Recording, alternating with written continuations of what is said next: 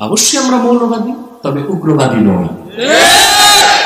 কোন একটি মিথ্যাকে ৭০,০০০ বার বললেও মানুষ সত্য মনে করে না। যতই তথ্য সন্ত্রাস করো, ইহুদিদের কর্পোরেট মিডিয়ার মাধ্যমে সারা দেশে ইসলাম ফোবিয়া ছড়ানো হচ্ছে, কাজে আসবে না। আগামীর বাংলাদেশ ইসলামের বাংলাদেশ, আগামীর বাংলাদেশ কোরআনের বাংলাদেশ, আগামীর বাংলাদেশ আলেম ওলামার নেতৃত্বের বাংলাদেশ হবে ইনশাআল্লাহ। এই যে দলটা আছে, সংশয়বাদী, জড়বাদী, বস্তুবাদী, ওইটাই নাস্তিক। এরা একটা কথা বলে যে আমরা নাকি সাম্প্রদায়িক। আলেম ওলামা পীর মাশায়েখকে বলে এরা সাম্প্রদায়িক। আবার বলে মৌলবাদী। অবশ্যই আমরা মৌলবাদী, তবে উগ্রবাদী নই। মৌলবাদ এক জিনিস, উগ্রবাদ আরেক জিনিস। মৌলবাদ বলে ফান্ডামেন্টালিজম, আর মৌলবাদীকে বলে ফান্ডামেন্টালিস্ট। আমরা মৌলবাদী, তবে আমরা উগ্রবাদী নই। উগ্রবাদী কারা? যারা মুফসিদুন। আমরা মুফসিদুন না, আমরা মুসলিহুন।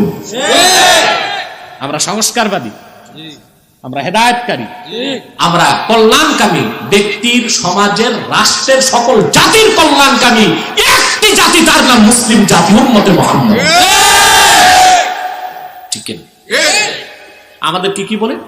সাম্প্রদায়িক। আহারে, টুপি লাগাইলেই তো সাম্প্রদায়িক। তো মহাত্মা গান্ধীর কি দোষ ছিল? দাড়ি লম্বা হইলে সাম্প্রদায়িক। বেঁচে গেছে রবি ঠাকুর, মরে গেছে আগে। কথা বলে। জুব্বা লম্বা হইলে তো সাম্প্রদায়িক। ইউরোপ আমেরিকা সব চার্চের পাদ্রীরা জুব্বা আমাদের চেয়ে লম্বা লাগে। এটা কথা হলো? ভাই বন্ধুরা, কথা বুঝতেছেন? বলে সাম্প্রদায়িক। মুসলমান একমাত্র নূর নবী মুহাম্মদ সাল্লাল্লাহু আলাইহি ওয়াসাল্লামের উম্মতি অসাম্প্রদায়িক, আর সব সাম্প্রদায়িক।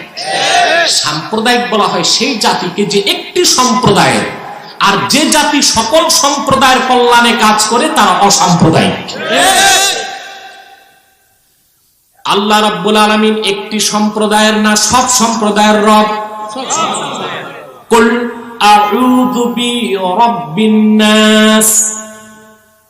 মানুষের রব, মুসলমানের রব না, সকল মানুষের রব। মুহাম্মদ সাল্লাল্লাহু আলাইহি ওয়াসাল্লাম তিনি কি শুধু মুসলমানের জন্য এসেছেন, না সকল জাতির কল্যাণে?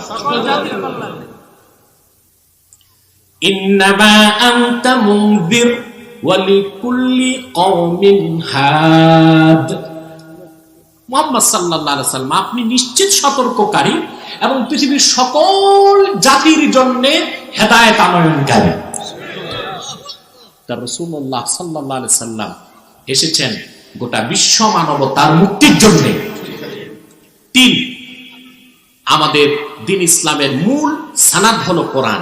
এটা কি শুধু মুসলমানের জন্য না, সব মানুষের জন্য। হুদাল লিন-নাস। ঠিক কি? 4, আমরা মুসলমান, উম্মতে মুহাম্মাদী। আমাদের ব্যাপারে আল্লাহ কি বলেছেন? কুনতুম খায়রা উম্মাতিন উখরিজাত লিন-নাসি তা'মুরুনা বিল মা'রুফি ওয়া তানহাউনা আনিল মুনকার। তোমরাই উম্মতে মুহাম্মাদী শ্রেষ্ঠ জাতি। উখরিজাত লিন-নাস আই আখরাজাকুমুল্লাহু লিনাফইন নাস। আল্লাহ পাক তোমাদেরকে বের করেছেন গোটা মানব জাতির কল্যাণে। তোমরা সৎ কাজে আদেশ করবে, অসৎ কাজে বাধা দিবে। তাহলে আমরা তো শুধু আমাদের জন্য নয়, হিন্দু, বৌদ্ধ, খ্রিস্টান, রাম, বাম, নাস্তিক সব সম্প্রদায়ের কল্যাণে কাজ করি। আমরা কেমন করে সাম্প্রদায়িক? আমরা কি বাস্তবতা কি, আর আমাদেরকে কি লাড্ডু খাওয়ায়? ঠিক কিনা? মিডিয়া তো তাদের হাতে, যা বলতেছে তাই। আমরা জানি 2 2 কত, ওরা মিডিয়াতে প্রচার করতেছে 2 2 3। ঠিক কিনা? 2 2 3। আর মিস্টার গোয়েবালস নাম শুনছেন? মিস্টার গোবর না, গোয়েবালস। এই ছিল হিটলারের তথ্যমন্ত্রী। এবার চিনছেন? এই মিস্টার গোয়েবলস বলেছে কোন একটি মিথ্যাকে 70 বার বলা হলে মানুষ সত্য বলে মানতে থাকে। আমি বলি কোন একটি মিথ্যাকে 70,000 বার বললেও মানুষ সত্য মনে করে না। আকবর এলাহাবাদী বলেছেন सदाकत छुप नहीं सकती है बनावट की उसूलों से कि खुशबू आ नहीं सकती है कागज की फूलों से।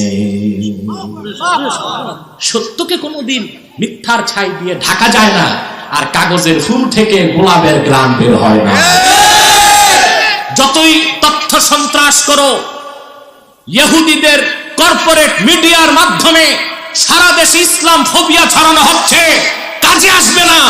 আগামীর বাংলাদেশ ইসলামের বাংলাদেশ, আগামীর বাংলাদেশ কোরআনের বাংলাদেশ, আগামীর বাংলাদেশ আলেম ওলামার নেতৃত্বের বাংলাদেশ হবে ইনশাআল্লাহ।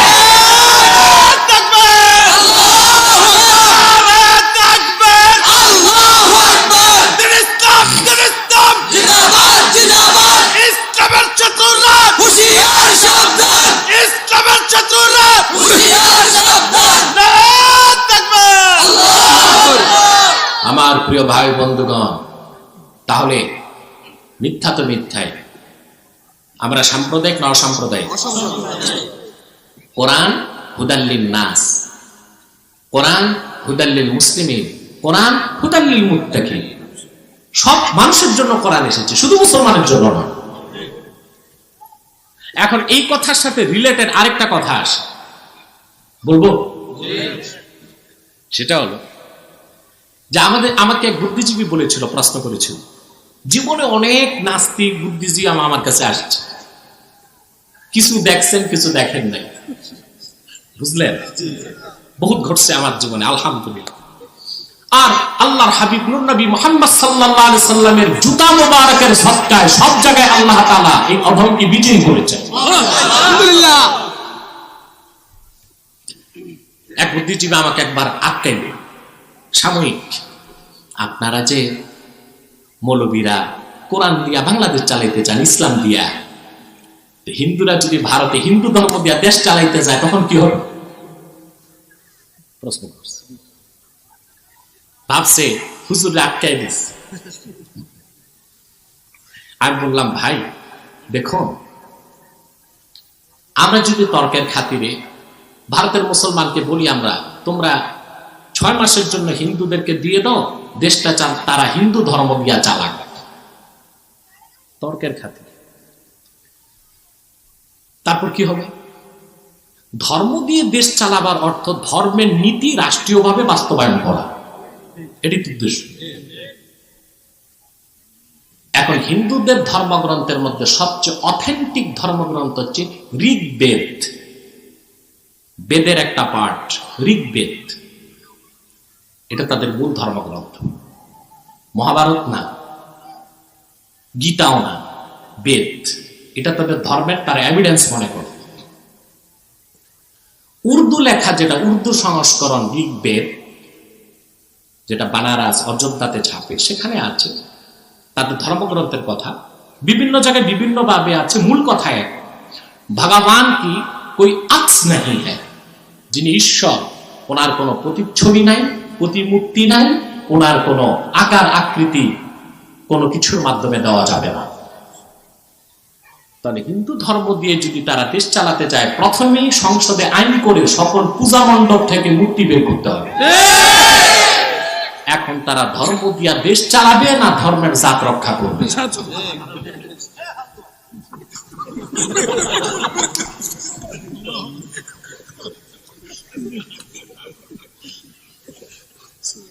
তারপরে দেখুন, আমি কি কোন হিন্দু ধর্মের বিরোধিতা করতেছি? 2, আপনারা জানেন হিন্দুরা বলে গোহত্যা মহাপাপ, গোহত্যা মহাপাপ। তাহলে তাদেরকে কি করতে হবে? ওরা এই জন্য তো গরু খায় না, তবে গরু বিক্রি করে কোরবানির সময় আলু খাওয়ায়া, ইনজেকশন দিয়া মোটা তাজা করে গরুগুলো আমাদেরকে দেয়। আপনারা ভালো করে খাইয়া হজম কইরা চামড়াগুলো দিয়ে দেন, আমরা জুতা টুতা বানাই। তাই হচ্ছে, আমরা খাচ্ছি, চামড়া দিয়ে দিচ্ছি। যদি ধর্ম দিয়া দেশ চালায় তখন তা আইন কঠোর হবে, ধর্মের নীতি বাস্তবায়ন করতে হবে। তারা আইন করতে হবে যে গরু হত্যা নিষেধ, বিক্রিও নিষেধ, চামড়া দিয়ে জুতা বানানো আরো বড় নিষেধ। তার অবস্থাটা কি হবে? ভারতে এত গরু বাড়বে, সংসদে, ব্যাংকে, আদালতে, বাজারে, পার্কে গরু আর গরু। দেশ চলবে? আহারে, এই উত্তর শুনে সেই বুদ্ধিজীবীর অবস্থা হয়েছে তা নমরুদের যে অবস্থা হয়েছিল।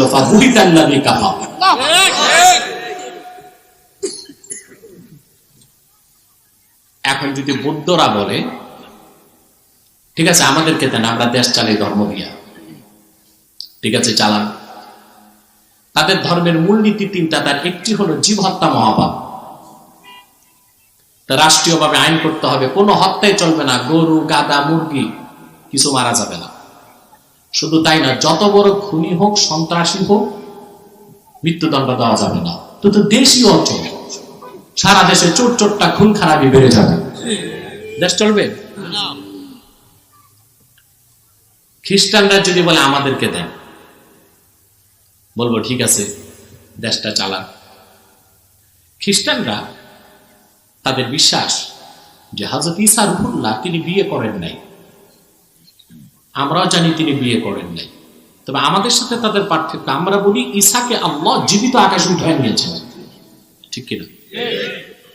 আর খ্রিস্টানরা বিশ্বাস করে ক্রুসিফিকেশন, তাদের বিশ্বাস যে ক্রুশবিদ্ধ করে ঈসা নবীকে হত্যা করা হচ্ছে। আমরা বলি না, আল্লাহ তাকে উঠায় নিয়েছেন আকাশে।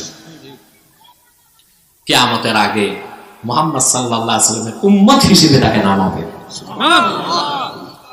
অনেক অসচেতন আলেম বলেন কিয়ামতের আগে ঈসা নবী নবী হিসেবে আসবেন না, উম্মত হিসেবে আসবেন। আমাদের হানাফি মাযহাবের প্রসিদ্ধ আকীদার কিতাব শারহু ফিকহিল আকবার আলেমরা জানেন, কি নাম বলেন তো ভাই? দারুন নাফায়েস, লেবানন, বৈরুতের ছাপ। আমার যতটুকু মনে পড়ে 229 পৃষ্ঠায় কথাটা আছে। সমগ্র পৃথিবীতে দাজ্জাল তার কর্তৃত্ব স্থাপন করবে, শুধু জাজিরাতুল আরবে দাজ্জাল প্রবেশ করতে পারবে না। দাজ্জাল দামেস্কের দিকে অগ্রসর হবে। ঈসা আলাইহিস সালাম যুদ্ধে, হযরত ইমাম মাহদী যুদ্ধে বিজয়ী হতে পারবেন না। মুসলমান মুজাহিদদেরকে নিয়ে তিনি দামেস্কের জামে মসজিদে আশ্রয় নেবেন। এমন একদিন আসর নামাজের আজান হয়ে যাবে, ইকামত হয়ে যাবে, ইমাম মাহদী নামাজ শুরু করবেন না। তিনি বলবেন হযরত ঈসা রূহুল্লাহ আকাশ থেকে নেমেছেন, তিনি আসলে জামাত হবে। মুসলমান ভাইরা সুবহানাল্লাহ বলবেন না? দামেস্কের জামে মসজিদে হযরত ইমাম মাহদী মুসলমানদেরকে নিয়ে অবরুদ্ধ হয়ে যাবেন। দাজ্জাল আসতেছে দামেস্কের দিকে। কথা বুঝতেছেন? আসর নামাজের আজানও হয়ে যাবে, ইকামত হয়ে যাবে, বাকি কি? জামাত। ইমাম মাহদী বলবেন না, জামাত শুরু হবে আমার ভাই ঈসা আসলে। লোকজন বেরিয়ে যাবে, তারা দেখবে দামেস্কের জামে মসজিদের পশ্চিম পাশের মিনারা দিয়ে ঈসা রূহুল্লাহ নামতেছেন। ইমাম মাহদী তাকে ইস্তেকবাল করবেন মসজিদের ভিতরে। ফায়ুশিরুল মাহদী ইলা ঈসা ইবনে মারইয়ামা বিত্তাকাদ্দুম। ইমাম মাহদী ঈসা নবীকে, ঈসা রূহুল্লাহকে ইশারা করে বলবেন আপনি নামাজ পড়ান, আজান শেষ, ইকামত শেষ, নামাজ পড়ান। শারহু ফিকহিল আকবার সাক্ষী। ঈসা রূহুল্লাহ বলবেন না, বর্তমান উম্মতে মুহাম্মাদীর খলিফা হলেন আপনি মাহদী, আপনি ইমাম, আপনি নামাজ পড়াবেন, আমি মুক্তাদি হয়ে আপনার পিছনে নামাজ পড়ব। ইমাম মাহদী ইমামতি করবেন, ঈসা রূহুল্লাহ পিছনে নামাজ পড়বেন। প্রশ্ন হলো কেন?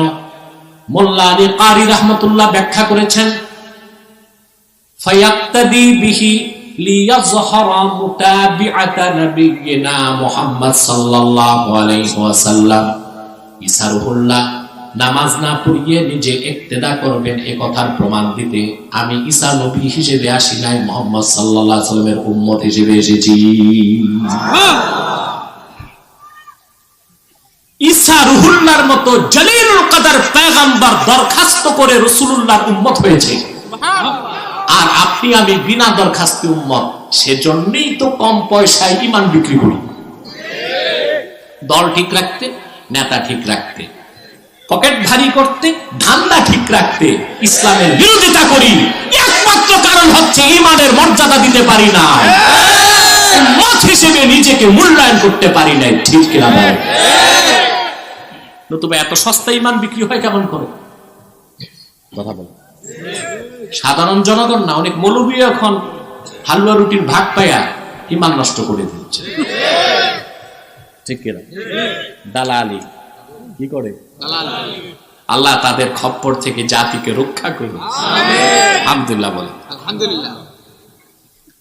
তাহলে প্রিয় ভাই বন্ধুগণ, আমরা ব্যাখ্যা শুনছি যে ঈসা রূহুল্লাহ তিনি বিয়ে করেন নাই, এতে আমরা একমত, খ্রিস্টানরা একমত। তাহলে খ্রিস্টানদেরকে যদি দেওয়া হয় যে তোমরা তোমাদের ধর্ম দিয়ে রাষ্ট্র চালাও, তাহলে প্রথমে তাদের নবীর আদর্শ প্রতিষ্ঠিত করতে হবে, সংসদে আইন করতে হবে কোন খ্রিস্টান বিয়ে করতে পারবে না। তাহলে সারা দেশে যদি বিয়ে বন্ধ হয়ে যায়, এক সময় খ্রিস্টান সংখ্যা কমতে কমতে রাষ্ট্র তার সার্বভৌমত্ব হারাবে। কারণ রাষ্ট্রবিজ্ঞান বলে, রাষ্ট্র কাকে বলে?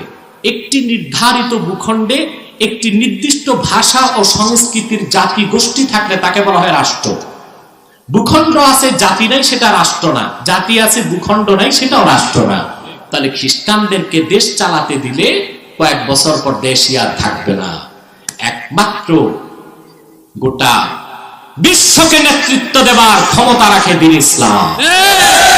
সেজন্য ইসলাম দিয়ে বিশ্বকে শাসন করা যাবে, আর কোন ধর্ম দিয়ে নয়। আর মুসলমান সাম্প্রদায়িক নয়, অসাম্প্রদায়িক জাতি বলেন। সুবহানাল্লাহ।